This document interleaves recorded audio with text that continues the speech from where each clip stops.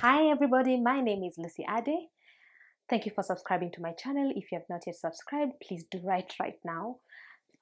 Like the page, comment, and share. So today we have an exciting topic for our second episode. We're going to discuss on the 5 ways you can tell that you actually need to reset. The number one red flag, which is like my topmost common checkpoint to know that you need to rebrand yourself, is you're always overreacting. Somebody tells you something, instead of you sitting down, internalizing it, and taking it smoothly, you find yourself crying or overdoing something. You're just overreacting. The kind of emotion that is expected for that thing is like taken to the extreme end, which should not be the case. There's a change in your office. Maybe there's a new MD. You've just had some rumors that the previous place where he was working, he was not such a good person. That doesn't mean that person will react the same way to you. But because you already had some information from somebody else about that person, you're not letting this person to express him or herself to you professionally, then you're able to judge the person. So because you're not performing very well at work, you're now tending to like kind of overreact about the whole thing. When the person corrects you, like, no, you're coming to bring me your toxicity from the other company. Overreacting is the number one sign that you need to reset. The second thing, which is also very common, is you tend to blame other people. Let's say, for instance, right now you're not doing so well financially or career-wise or relationship-wise compared to other people, compared to your friends, compared to your family, compared to, there's so many like communities that you can compare yourself to. If you're not doing so well compared to them, you tend to blame them. You're like, oh, the reason why they're looking down upon me is because I'm getting small salary. Oh, the reason why they're telling me to change this and that is because I'm not even their sister. Oh, the reason why I'm not able to do this is because, oh, the HR knows this person. We tend to throw the blame on somebody else, whereas there's something actually we can do about it, but you're not doing anything about it. Number 3 indicator that you need to reset your mind is if you find yourself getting stuck in one position for so long and you're doing nothing about it. For instance, you have been working for 10 years, and for those 10 years, you've not gone beyond a certain range of salary, yet you know very well you've been adding your skill, you've been working on yourself, you've been working on your network, you've been working, you've been putting all the effort that requires like extra credit and extra reward, but you're still stuck there. But now the saddest thing is you're not doing anything about it. You're not trying to apply for other jobs. You're not trying to seek counsel from maybe the human resource as to why your salary is not going up. The other thing, maybe you are in an abusive family or marriage or relationship. Your partner keeps on like hitting you. You keep on staying the same place. You hit today, you go cry to your friends. You hit tomorrow, you go cry to your friends. You did nothing about it. Yet there's so many channels for you to express what you're going through. And nowadays the gender-based violence cuts across both men and female.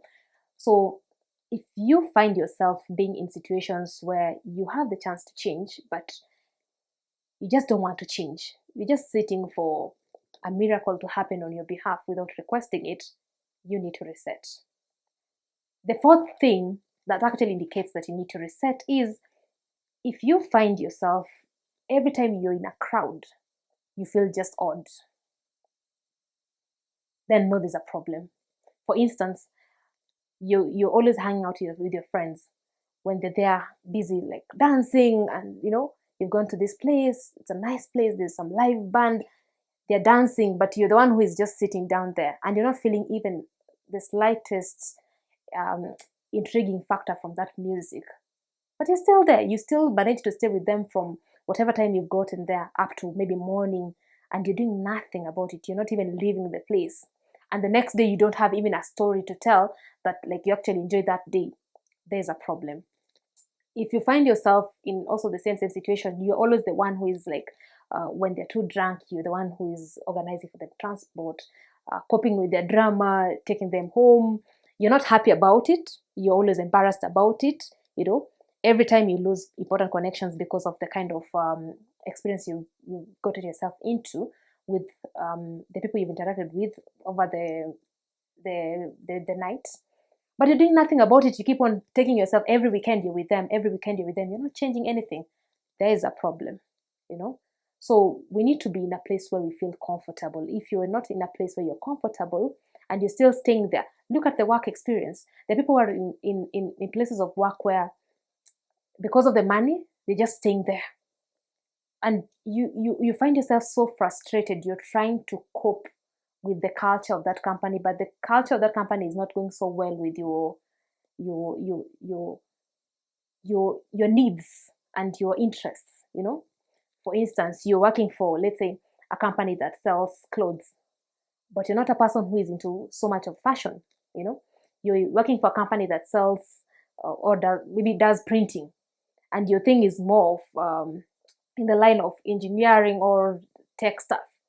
You see, you end up getting so frustrated because you are stuck in that job for so long. You need to prove to them that you're actually good at what you're doing so that you can get good salary, or maybe even get the salary itself, but you're doing nothing about it. You're just stuck there.